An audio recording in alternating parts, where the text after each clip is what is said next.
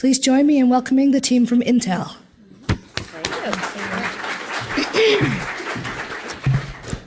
Good morning and thank you. My name's Diane Bryant, and I was at Intel for 32 years, and I held a couple leadership positions during that time that we were transforming our supply chain network. First position I had of relevance to this program was I was CIO, Chief Information Officer. I had the team that was responsible for implementing a single ERP system that integrated into it the advanced analytics that were developed by our operations research team. In my most recent role at Intel, I was the group president, and I was responsible for the management of the data center business. It was in that role that I staffed the team of experts that developed the bias correction algorithms, and this was obviously essential for the implementation of the Multi-Echelon Inventory Optimization solution, MEIO. It was that same team that then was tasked with actually driving the solution into our largest customers. These are the world's largest manufacturers of PCs and servers, folks like HP, Dell, IBM, Cisco, Sony.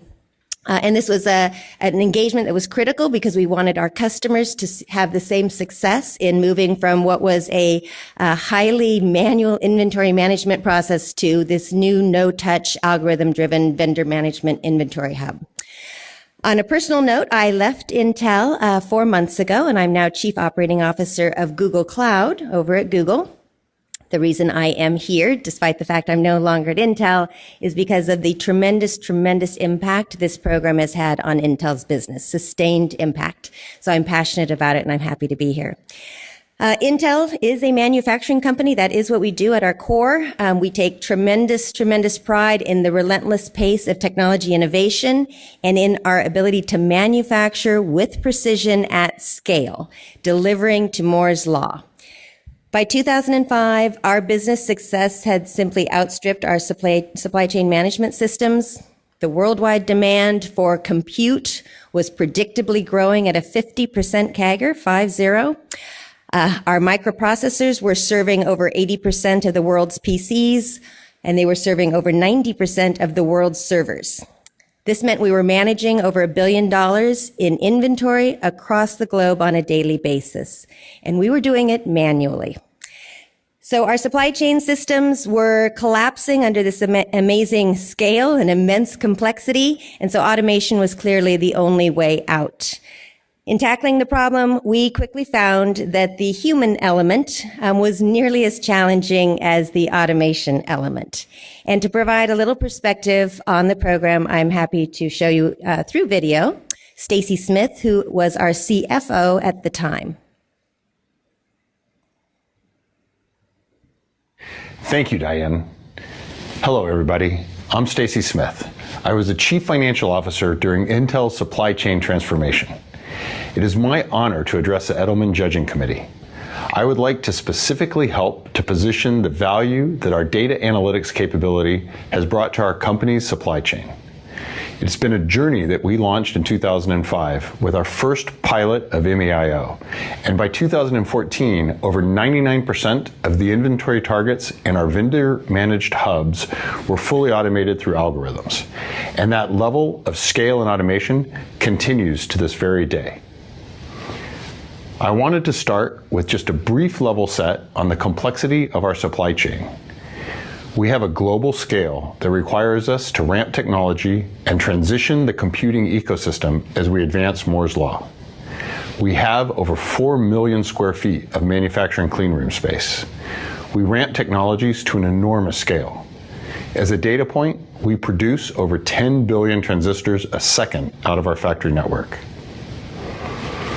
In 2016 alone, $10 billion of revenue came from products that didn't even exist at the beginning of the year. We require the capabilities to reinvent our product line and to work with thousands of customers to help them manage inventory and get new products introduced into the marketplace at an unprecedented pace. So managing the complexity of our supply chain as we balance demand and factory loadings is a big challenge. Back in 2005, we realized we had to successfully transform our supply chain to deliver on these business challenges. We took something that had been a challenge and we turned it into a competitive advantage. A critical step for us in this transformation was implementing advanced analytics to ensure the right amount of inventory was delivered to the correct locations, ultimately providing greater flexibility to our customers while meeting our committed service levels. The real breakthrough was MEIO. This was our first real implementation of advanced analytics into our supply chain, and these algorithms corrected our systemic forecast bias and right-sized our inventory targets worldwide. The MEIO effort was the final stage of a Just Say Yes program we launched to transform our supply chain and address customer concerns. I want to thank the team for their innovation and risk-taking that has helped deliver a competitive advantage to Intel. In addition to congratulating the other finalists, I want to personally thank the Edelman Committee for the incredible honor of being a finalist for the Edelman Award. Thank you very much. So as Stacy noted, by 2005, our customer satisfaction had bottomed out at less than 50%, which was unprecedented for our company. All the while, our competition had grown, and they had actually become a quite viable alternative to Intel. These two events are tightly related. The fact that our customers were dissatisfied with us drove them to invest and enable competition for us.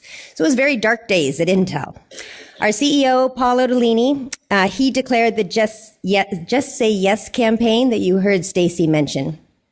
And this was a company-wide effort to improve all aspects of our supply chain. One key area was improvement of the management of finished goods. And this process and techniques that were in place in 2005, had been literally developed in the 80s and 90s, when Intel's business was far less complex and just far smaller in total size.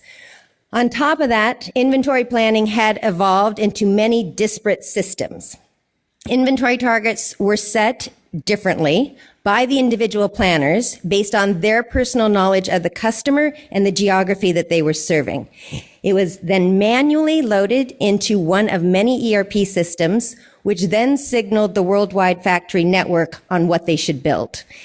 Given the complexity and the magnitude of the change that we were undertaking with the Just Say Yes campaign and the resulting significant business risk, we all agreed that we needed a guinea pig for the program. And so we picked Intel's box CPU product line. This product line was just 10% of Intel's total revenue, so significant but not too large to put the company at risk. The planning and IT teams partnered to implement the very first MEIO system, and they developed as a proof of concept.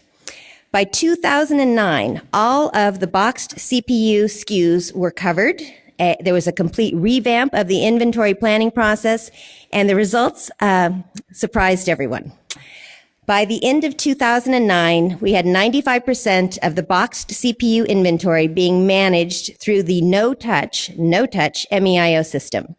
The lead time that we required for our customers to request product from us dropped from 91 days to 7 days, a 92% reduction.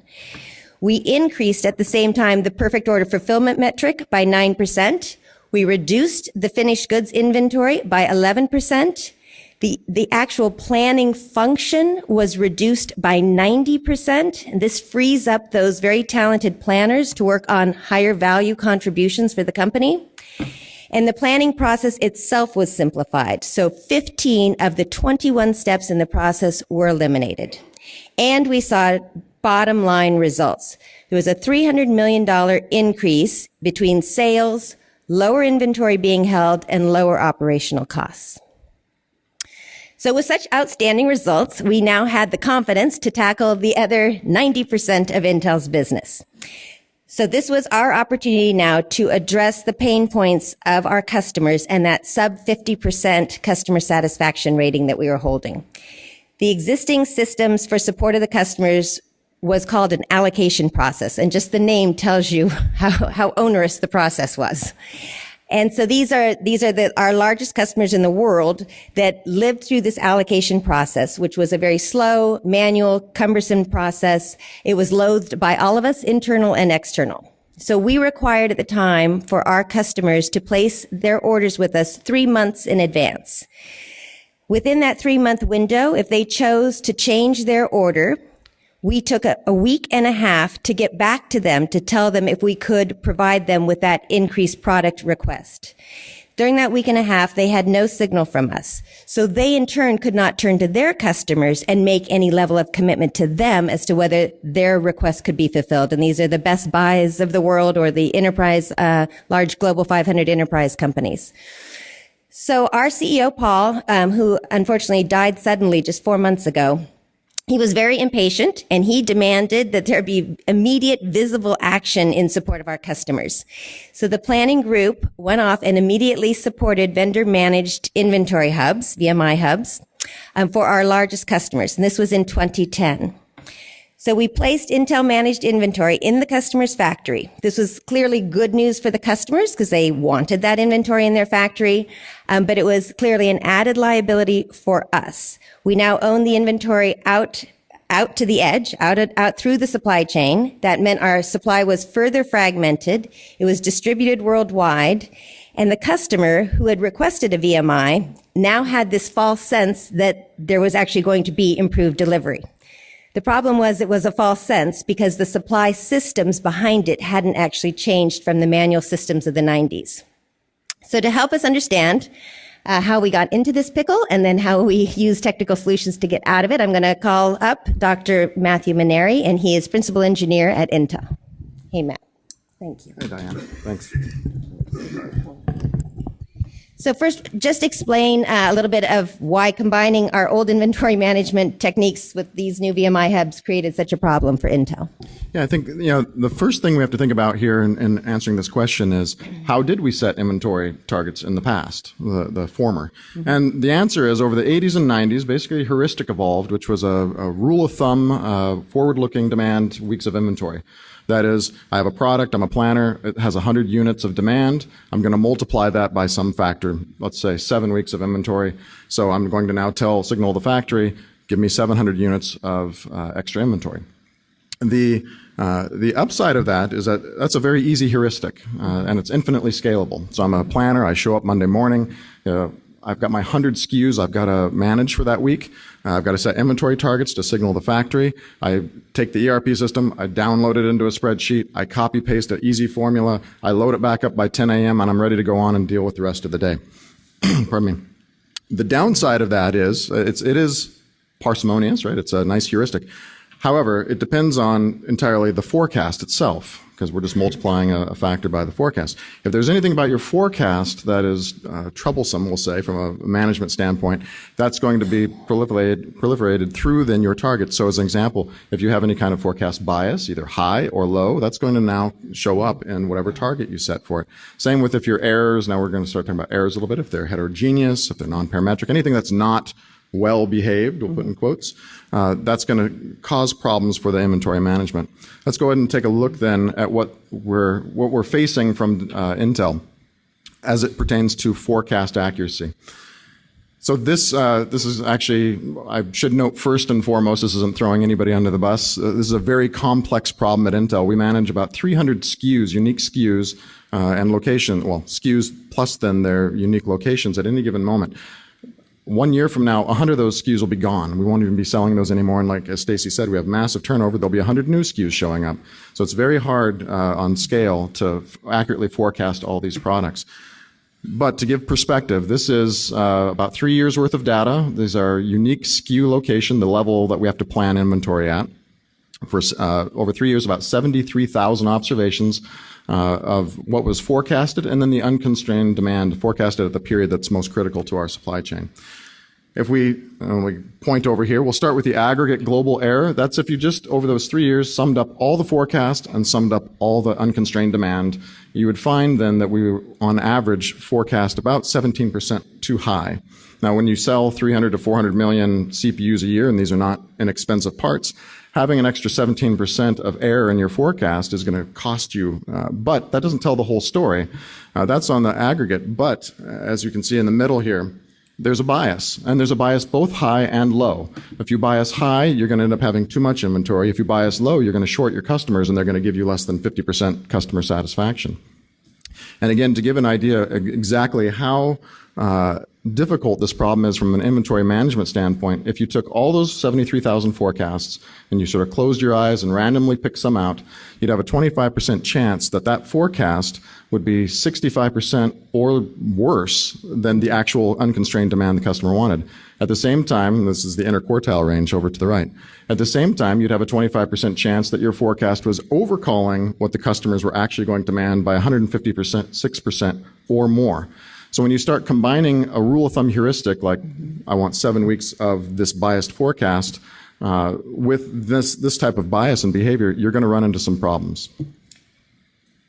And we did, in fact, run into problems. As Diane was mentioning, we extended our supply chain out to the vendor-managed hubs. As we own the inventory, we have an additional layer of responsibility for forecasting out to there. And this is from our 10K filings from 2006 to 2012. We historically carry at about $1 billion to $1.5 billion of finished goods inventory, and they cycle up and down depending on when new products ramp and so forth. In late 2010 is when we started putting the first, and I'll get around you here, Diane.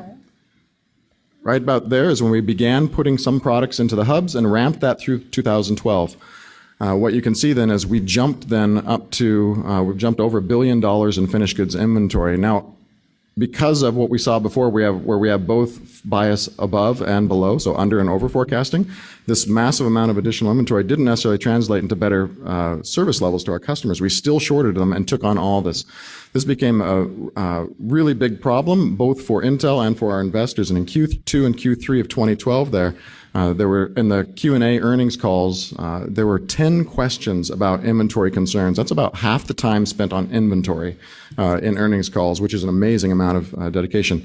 To give perspective, it took more than 4 years combined after that to address that many questions on inventory for Intel. So to motivate this more, I mean, don't take my words. This was from Q3 2012, the earnings call. This is Stacy Smith, same man who was in the video there. He lived through this. This is straight from him. I'll give a little bit of commentary, a little managerial translation. He was being asked by some of the investors about, again, our inventory problems, and that was getting out of control. He said, as a result of weaker than expected demand environment, that translated, we have forecasting bias problems. We are taking several actions. We significantly cut factory loadings at the end of the quarter and will maintain below 50% factory utilization rates. For a semiconductor firm, that is a death kiss. Exactly. Basically, your marginal costs now are going to skyrocket, and we did get punished by investors for this. We expect these factory adjustments to help bring down our total inventory, which is what you saw there in that Q4 number. That was an engineered number going down. They thought it would go down 500. It did. In addition, we expect to increase in inventory reserves. That means some of that inventory you saw go down in Q4 was just simply written off the books. It was still there. We just took a charge for it. The last part of the quote there is around Stacy saying, the interesting part about this, it's not like this was an end-of-life product problem where we just managed the transition poorly. These were all of our newest products, a real indication that our forecast was biased on the front end, on the newest stuff. But I'll say, as you were noting with the box CPU group, the good news was we did have a solution in place that had been proven out in that 2005 to 2009 timeframe. So because the bias was such a key part or key issue in this error, why wouldn't you then explain to us why we didn't just remove the bias, the obvious statement? Yeah. So the question there is, oh, by the way, I should note on all that bias data that I showed you, that is true for 2005, 2012, 2017. In fact, that data was fairly recent. We have bias problems systemically. So the natural question, especially from academians, I think, would be that, hey, you've got, let's say, 17% error. Why don't you just take 17% out of the forecast? I'm sort of generalizing there. And the answer is that is a good answer, a logical answer, but unfortunately it's not politically feasible. The reason why, there's sort of two big reasons at Intel. One is, we're talking about customer orders here. These aren't forecasts as we think of, an analyst internally. This is a customer saying, Dell, I want 1,000 units. You can't really have a planner say, I don't believe Dell, I'm going to cut it in the system, because then Dell sees, we don't believe you, we're not going to support your order. Our salespeople for the Dell account would never allow that. On top of that, even if they did, if you convince them to do that, our general managers, such as Diane, not that Diane ever did this, but our general managers have to commit to our CFO and our CEO every quarter, this is what I'm going to deliver to the corporation. You can't have the general manager say, I'm going to deliver this amount, but I'm going to load the factories to less. But trust me, I'll cover it with inventory. It'll all work out. infeasible. So we couldn't be dealing, our solutions couldn't deal with just removing error from bias from our customers' orders. So given that we couldn't change the integrity of the demand signal coming in, explain how then we got to the right inventory levels. Yeah, so again, we can't change the orders. So that's the first part. But when we're talking about inventory, there is something that planning does control, which we can in fact change, which is the variance parameter, because that drives our safety stock targets. And that's exactly what we did. We approached it a different way through the through the sigma. To give an illustration, this is our MEIO formulation. This is what Diane was talking about earlier. Lots of math here. Just know that there is sort of 3 types of safety stock that or stock, I should say, that we're looking for, which is to cover for our review periods, our throughput time variability, as well as our demand variability. This is multi-echelon. The main thing here is we took this is now, take in mind, we're replacing the old-fashioned heuristic the planner had with this incredible math. We actually did. We piloted this in the very early days. We flipped the switch, and it actually underperformed the heuristic of just throwing out X number of weeks of inventory, which is pretty amazing. And the culprit in this all, our supply chain, our stock really is driven by one thing, which is that demand variability issue. That is in yellow over here, that little sigma. That sigma was causing all the problems because software, off-the-shelf software or academic solutions assume something around that, which is normality typically. It could be some other distribution, but usually it's normal, and that the errors are mean-centered at 0 and that there's some stable sigma. But that, of course, as you saw, was not the case for us. We don't have mean-zeroed or mean-centered 0 errors. So what we did then is we took a 3-step approach to adjusting this such that we could get this math to work. Let's go ahead and take a look at what we did. All right, so we did 3 things here. First is, and we'll go through this, on the left, we're looking at, conditioned on that there's an under forecast occurring, what is the magnitude of the under forecast we expect for this product given the forecast level that it's at? And that's what we have here. It comes up with a theta bar there. Software is the software we're using, this is all relative percent. By the way, we did that using a kernel density smoothing technique to give us coverage across the entire support. Then we need to convert that relative error back into what the software needs, which is units and a normalized language. So we scale and we normalize through that middle, and that gives us a sigma.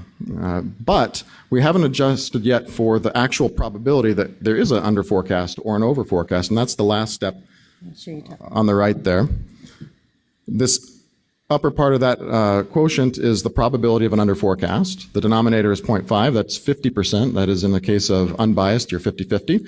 So if you are in fact underbiased, you'll have 50% over 50%, that term goes out. If you're under forecasting systemically, that numerator will actually be large. More density will be on under forecasting than under, and so that quotient will go to greater than 1, which will increase your sigma, will increase the amount of safety stock to hold.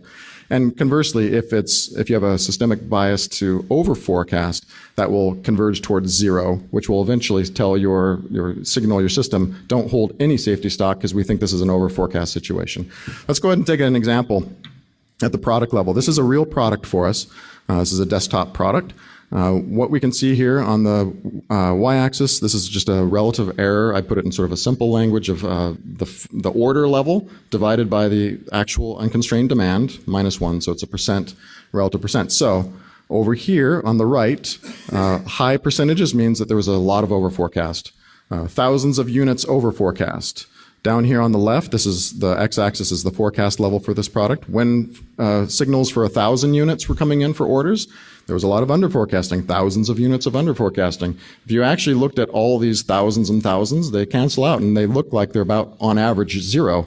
But clearly there's a pattern we have to deal with here. If you gave me a forecast at 9,000, I would think that the probability of underforecasting would be a lot different than if you gave me a forecast at 1,000. And that's what our sigma, our adjusted sigma is taking account for.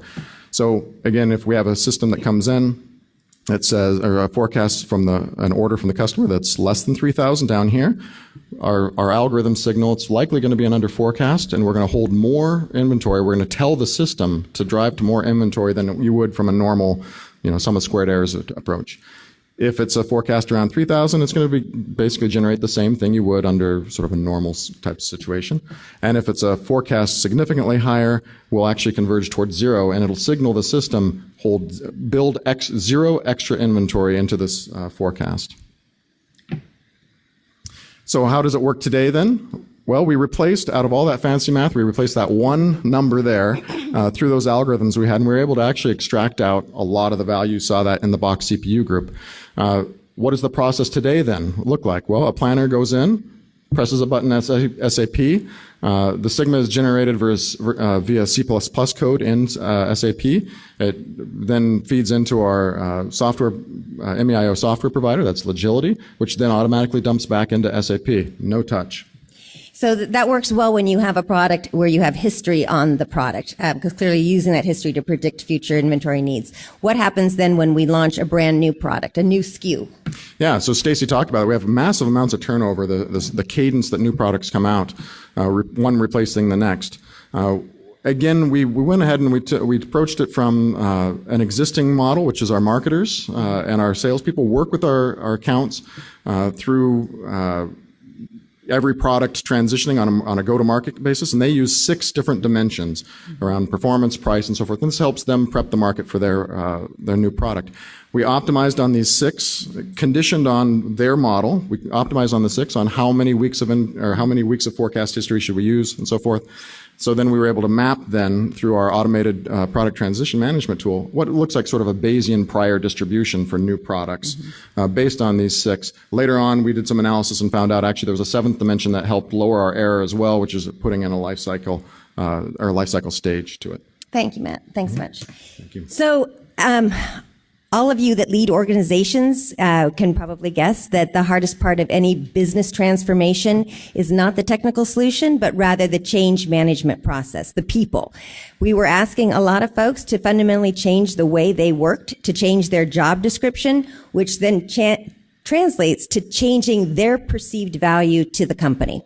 So I'd like to welcome up Tony Romero. Tony is the Vice President and General Manager of Intel's Customer Fulfillment, Planning, and Logistics Organization. Thanks, Tony. So why don't you tell everyone first your history within this program? Sure. And hi, everyone. Really, I've been involved since the beginning, various roles, but really since over the past 10 years or so. Right now and for the last 5 years, I manage, as you said, the customer fulfillment, planning, and logistics. So it's about 1,200 people globally organized to deliver all the products, inventory strategies to our customers. So going back, can you provide some insight into Intel's business conditions when we decided to take the MEIO solution that we had demonstrated in the box CPUs and deploy it across the rest of Intel's valued products? Sure. And back in 2011, when we were looking at our forecast and looking into 2012 and beyond, we were forecasting actually that we'd be potentially capacity short. Mm-hmm. So in addition to the normal, how do we maximize capacity? How do we maybe secure more capacity? We were looking at how efficiently were we using our finished goods inventories in all of our forward stage locations. And so we looked back with what had happened with our box processors, reducing inventory, improving customer service levels that we had seen for the last couple of years, and said, let's try this in our VMI locations. We did that, and by 2014, we had fully implemented. So the decision you just said was made in 2011, but the implementation out of the VMI hubs actually didn't occur until 2014. So what took you so long? Well, actually, so we did, in about a year, I will say we did have the VMI or MEIO process installed, but it took several more years to really get that process fully automated. And part of the process was getting these manual overrides where planners could come in and make changes, really getting that down to zero. And that's maybe the part of the process I really want to talk about now, which is how did we, the math is great. Love the math and what these people bring. From an operations perspective, it's all about how do we create a repeatable process that delivers real business value to the corporation. And so it's this change management process that we really went through over the next couple of years. That's what it took. And if you think about prior to this time frame, these planners who are distributed globally had been working on this for 20 plus years. So they have their own best known methods, their behaviors, their these are the processes we use. 7 weeks works perfectly. It's always worked perfectly, right? And, these are entrenched beliefs based upon their, historical data. So, we had to change that behavior and that thinking from our planning community. So it was really about how do we re-engineer these hub stock locations, enlisting our planners. And that's, to me, the key is how do we engage our planning community with our analytical technical team together to figure out how do we move this forward and have a better result. And again, as I mentioned, this is a distributed workforce. These folks are all over the planet. Our hub locations are all over the place. We have customers in different regions, hundreds of thousands of orders every single year that these folks are managing. The last thing they want is a customer stock out, because that gets escalated from our customers. It gets escalated to us, right? They don't want to hear from any of us, essentially, in this process. How can we avoid that? But we engage them very heavily in this change management process. I really sat down with them to figure out how we're going to move this forward. So what I wanted to talk to you about is this tool that we developed, and this is the Pilot Hazard Avoidance Target, or FAT. Not terribly ambiguous there, but we put this together as a method for, hey, if you want to come in, we've got a tool, we've got a model, MEIO, that is delivering what we think is the right appropriate inventory level. However, we're going to allow you to make changes to those targets. You're going to come up, you're going to have a say where on a weekly basis you can come in and add inventory or subtract inventory for any number of reasons. There's a deal coming through, there's a pricing change, you're talking to your sales and marketing group, what have you. We're going to allow you to do that. The difference is we're going to look at this data together and understand what's happening in the business and how are we utilizing that inventory. The way to look at this graph, on the bottom is the time frame, and this is about a 3-month cycle that I'm talking about here. The y-axis is our level of inventory. So the numbers aren't in there, but you can get a relative sense of how things are going. The area graph, the 4 different colors, is the actual inventory that we're putting in place. So the yellow, as an example, is our safety stock. This is what the MEIO tool is deriving. This is the appropriate safety stock for this time period. The blue is the inventory that's coming into our warehouse that's already being sent from the factories. The red is that fat. The red is what the planner says, you know what, I really need a little bit more to make sure we can support this business. So we let them go do that. And over time, we measured the performance. The lines on there are the actual inventory. So as customers place orders and we ship product, you can see how that moves up and down, and incoming product is coming. So you can quickly view, this is, like I said, over 3 months, how are we doing, or what kind of inventory are we using?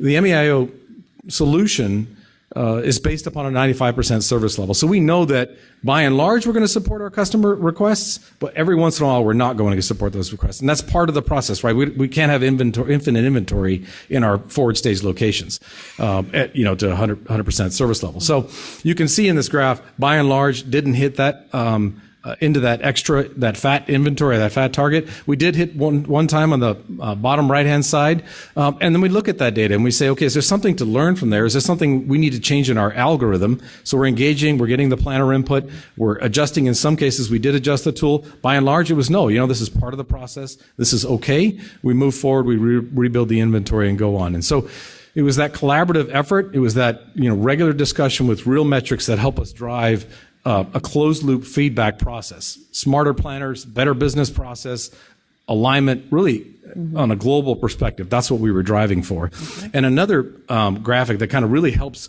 and it really helped me feel good about, hey, this implementation is sticking. This is really making a big difference, because this graphic here talks about reductions in the number of overrides. So as I mentioned in the beginning, a planner could come in and make a change, could say, I want 1,000 more units in my inventory at these points in time.